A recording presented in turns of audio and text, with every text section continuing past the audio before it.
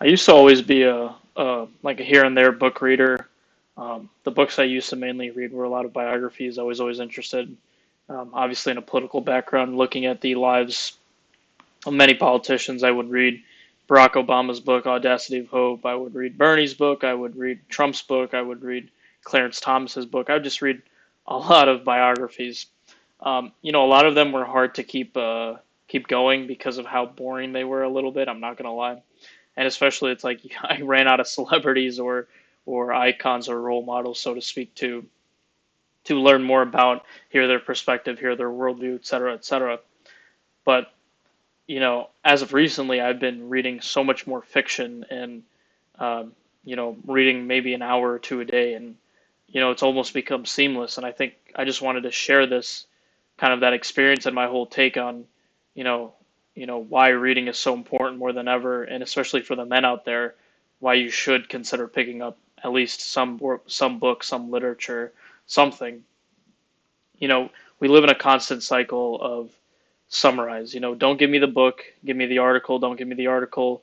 Give me the summary. Don't give me the summary. Give me the tweet, and then, you know, people just want to boil down things to 60-minute or 60-second, two times speed, small little brief summaries.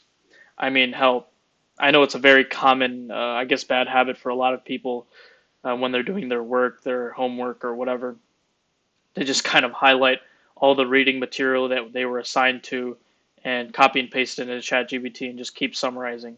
And even if ChatGPT gives you a summary, it might be even too long. So you just keep saying condense, condense, condense. And I think every time, obviously people just do it subconsciously. They just want an answer real quick to their questions or their inklings. But when you keep summarizing and condensing, you're losing the nuance. A lot of the nuance that I feel like makes at least the world of politics and just in general, maybe it's corporate culture or just how society functions in general, the nuance that we have for one another, that we interact with each other, that gets lost. When we're just living in this, small 20-second attention span society where we just need the nitty gritty, just give me the meat, just give me the meat and potatoes. I don't want, all the side stuff. And that makes sense, efficiency wise, time wise, and all that kind of stuff. But I feel like you lose a very vital skill, a skill of, being able to piece through someone's argument, the skill of formulating your own argument, all these sort of things that, matter most in my opinion. And a lot of people will tell you like, oh, it's the little things that matter the most. It's the small details.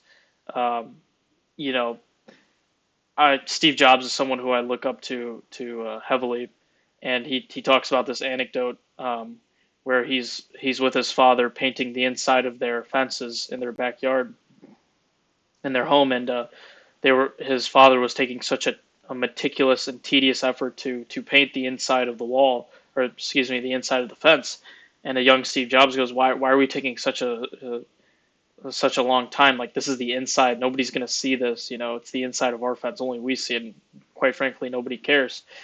But his dad taught him a lesson about the idea of, it's not about who's gonna see it. It's not about what it means.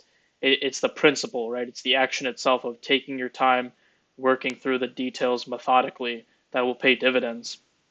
You might not see it, like Steve Jobs said. You can't connect the dots and looking forward, but you have to trust that the dots will connect. And fast forward, the iPhones have been praised um, for their ability to maximize space. Nobody pops open their iPhone to see their parts and whatnot. For all we know, it could just be a bunch of messy put together computer boards down there, but there isn't. You open an iPhone, it's very nicely well crafted, it's organized, it's laid out intentionally and purposely. And because of that, people have taken more praise to the phone, and even so, it allows the manufacturer, allows Apple to make and introduce the MacBook Air to make maximum use of that fine small space. So that's just one example. I think one imagery. I feel like that really goes to show why details really matter in this life. And if you want to be successful, I guess speaking towards a man, especially young men my age, we're so constantly taught that you have to move life fast and everything's a race, and you know you gotta you gotta lead the pack, you gotta be on top of everything, you gotta find all the trends, do the startup before everyone, find the multi-million dollar AI tech startup bullshit idea that's going to get you ahead of the pack. But in reality, it's like, what does that really get you? Where does that really get you? And historically, it hasn't gotten people far at all. I see so many men around me in my life, especially the young men, who are so anxious about, oh, I need to do this, I need to get this done with, I need to get that done with. I need to get ahead of the charge. I got to think of some business idea, some billion-dollar industry. I got to do some real estate or shit. I got to, start investing in the stock market and all these kinds of things. And, you don't take a pause to say, hey, look, I'm in the prime of my life. I'm able to work like a horse. I'm able to operate off 3 hours of sleep and a Red Bull. You know, I should make use of this. You shouldn't act like you're 50 years old at 20, right? And I think books, even though when I go to the library and it's nothing but people from the baby boomer generation, I really, I guess, I am just one story, but you can find countless stories of people who have gotten so far reading in their lives.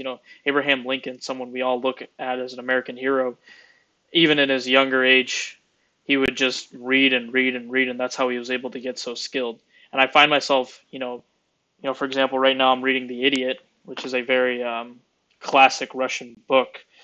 A lot of men read it, so I wanted to pick it up. But anyways, I find myself just like constantly reflecting on my own life, reflecting on my own experiences, my own thought processes, and I can just honestly feel myself getting like more acute, more aware, more sensible, and hell, even more mature. And I think those are all the things every man wants these days.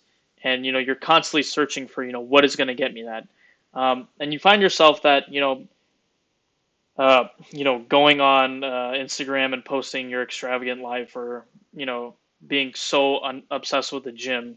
Obviously, there's very great things about going to the gym. I'm not just singling out the gym, but all these sort of things that men are led to, like, yeah, you just got to eat red meats and eggs all day, and you'll be fine, or do the carnivore diet or some Liver King shit.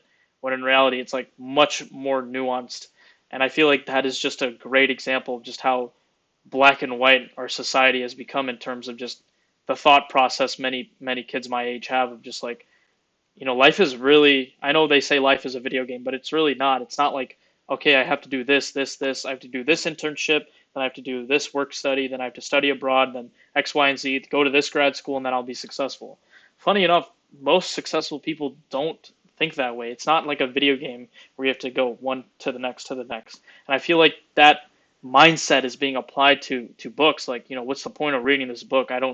It's useless. Like, I can just read articles or tweets if I wanted to. There's nothing tangible here.